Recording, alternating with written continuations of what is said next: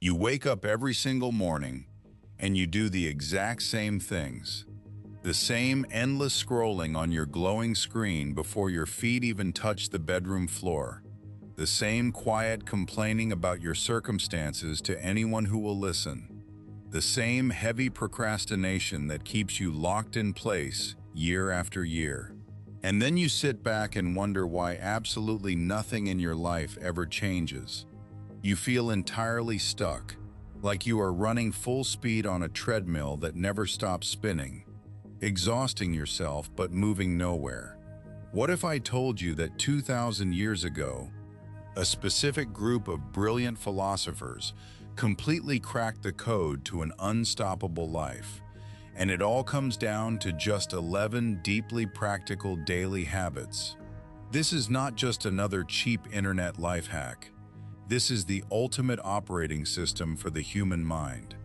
By the end of this video, you will have 11 incredibly specific tools, not abstract theories, not empty motivational quotes you post on Instagram for cheap dopamine, but real, raw, practical, daily habits that will physically rewire how you think, how you feel, and how you act in just 30 short days. You are going to systematically build a mind so unbreakably strong that absolutely nothing in this chaotic world can break it. Think about the most powerful man in the entire world, Marcus Aurelius. Commanding the mighty Roman Empire, constantly dealing with devastating plagues that wiped out millions, brutal betrayals from his closest friends, and endless brutal warfare on the borders of civilization. He did not write his famous book Meditations for you or for me. He never wanted it published. He wrote it as a deeply personal journal of daily habits, to keep himself sane, to keep himself entirely grounded in reality. He used these exact 11 habits every single day to survive the unimaginable crushing pressure of his life. But here is what makes this entirely different from every other self-improvement list you have ever seen on the internet. Habit number 8 on this list is something so profoundly counterintuitive that modern science is only right now catching up to what the ancient Stoics knew 2,000 years ago. Stay with me, because if you skip it, the rest of this system will completely fall apart and you will be right back where you started. Let us start with the first habit, morning reflection. I want you to vividly imagine Marcus Aurelius waking up hours before dawn, in a freezing military tent right on the edge of the frozen Danube River. The year is 170 AD. The wind is howling against the canvas. Across the black ice, he can see the faint glow of barbarian campfires, men who want to destroy his empire. He is exhausted. He is sick. He is surrounded by politicians in Rome who are actively plotting to assassinate him. But before he faces any of that, before he speaks to a single general, he lights a small flickering candle. He sits alone in the biting cold, and he opens his private journal. He writes, "Today I will meet the ungrateful, the arrogant, the deceitful, the jealous, and the antisocial."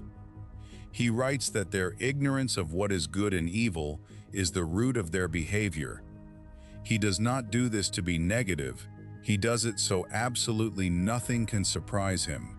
He is mentally armoring himself. He is reminding himself of exactly who he wants to be. A man of profound patience and unbreakable virtue. You can do the exact same thing. Before you check a single email, before you let the toxic noise of social media flood into your brain, take just 5 minutes, sit in absolute complete silence, and decide exactly who you are going to be today. Write down the challenges you will face and decide how the best version of yourself will handle them. Then there is the second habit, the evening review.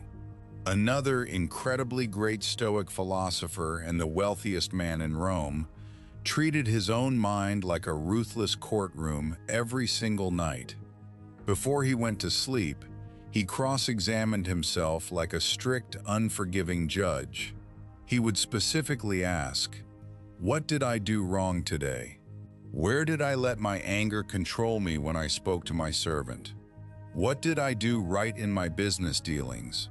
What could I have done so much better when someone insulted me in the forum?" He did not judge himself to feel guilty or ashamed. He did it to guarantee he would get better the next day. You must do this too. If you do not ruthlessly track your own actions, you are doomed to repeat your exact same mistakes forever. The third habit is negative visualization.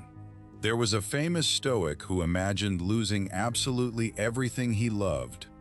Every single day, he actively pictured his beautiful house burning to the ground, his massive wealth completely disappearing overnight, his closest friends turning their backs and leaving him to die. Why would anyone do this? Not to be depressed, but to become entirely bulletproof. When a massive disaster actually struck, while everyone else around him panicked and cried and lost their minds, he was the calmest person in the entire room. He had already lived through the absolute worst-case scenario in his mind 1,000 times over. Ask yourself right now, when was the exact last time you sat alone with yourself for just 5 minutes without immediately reaching for your phone? Ask yourself this question right now, and if you are brave enough, write your answer below. Now, here is where it starts to get deeply uncomfortable, because the next two habits are the exact ones that separate the people who only talk about change from the people who actually change their entire lives. Habit number 4 is voluntary discomfort. Think about Cato the Younger, walking completely barefoot through the stone streets of Rome in the dead of winter, wearing dark tunics that were totally out of style. The elite senators openly laughed at him. The common people mocked him to his face, but he completely ignored them. And eventually he became the most universally respected man in the entire Roman Republic. Why did he put himself through this brutal humiliation? He was intentionally training himself to absolutely not care about the meaningless opinions of other people, and to deeply realize that he could easily survive intense physical discomfort. You need to do this exact thing.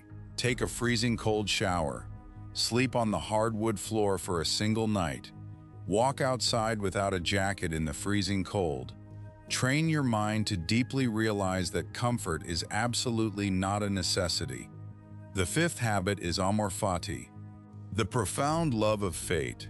There was a wealthy merchant named Zeno who lost his entire fortune, absolutely everything he had built over a lifetime of hard work, in a massive, devastating shipwreck. Instead of crying about it or cursing the cruel gods, he simply looked at the wreckage and said, "Fortune has seen fit that I should study philosophy." He turned a massive, life-destroying disaster into his absolute greatest fuel. He chose to aggressively love his fate. You must do the exact same thing. When something terrible happens to you, do not whine and ask why me. You ask, what can I possibly learn from this? How can this specific disaster make me undeniably stronger, sharper, and more resilient? The sixth habit is the journal practice. Marcus Aurelius never ever intended meditations to be published for the world to see. It was his deeply private, painfully honest conversation with his own soul. He wrote down his darkest fears, his deepest flaws, his absolute greatest struggles. Getting the chaos out of his swirling head and onto the solid paper took away all of its terrifying power over him. He wrote, "The things you think about determine the quality of your mind. You must keep a raw, unedited journal. Write down the things you are terrified to admit to anyone else." What would you write right now? If you absolutely knew no one would ever read it. If you are still here. closely listening to this right now, you are already fundamentally different from 90% of people who blindly clicked on this video. They left, you stayed. That tells me something deeply profound about you. Habit number 7 is extreme gratitude. But absolutely not the way you currently think about it. The Stoics did not just show gratitude for the easy good things, the warm, comfortable bed, the good-tasting food, the sunny weather. They actively showed extreme gratitude for the painful obstacles. They deeply believed that the impediment to action advances action. What specifically stands in the way becomes the exact way forward. When a rival tried to ruin them, they were grateful for the chance to practice resilience. The next time someone brutally insults you, you must genuinely thank them in your mind. They are giving you a perfect free chance to practice unbreakable patience. The next time your car breaks down on the side of the road and it starts pouring rain, now be intensely grateful. It is a brilliant chance to practice calm problem solving under severe pressure. Habit number 8, the one I specifically warned you about earlier, cold exposure. The Stoics actively practiced this 2,000 years before Wim Hof ever became famous for it on YouTube. Seneca used to intentionally jump into freezing cold baths on the very first day of every single new year, just to prove to himself that he was still the master of his own body. It is a brutal physical confrontation with deep discomfort. It forcibly trains your mind to completely conquer your body's weak biological desire for warmth and comfort. If you can force yourself to step into freezing water every single morning when you are tired and miserable, you can force yourself to do absolutely anything in this world. Habit number 9 is digital minimalism.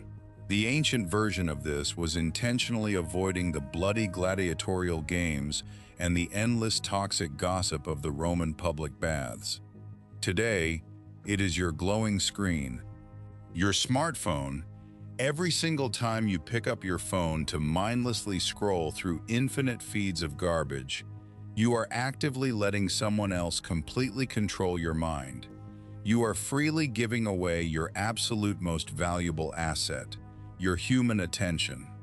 I wonder, how many of you listening right now have already discovered this truth on your own? If you have, I would love to hear your story. I want to hear from you right now. Drop a comment right now. Which of these 9 habits is the absolute hardest for you to do? I read every single comment. What I am about to intensely share next are the 2 incredibly powerful habits that took me the longest time to truly understand, but once I finally did, absolutely everything in my life changed forever.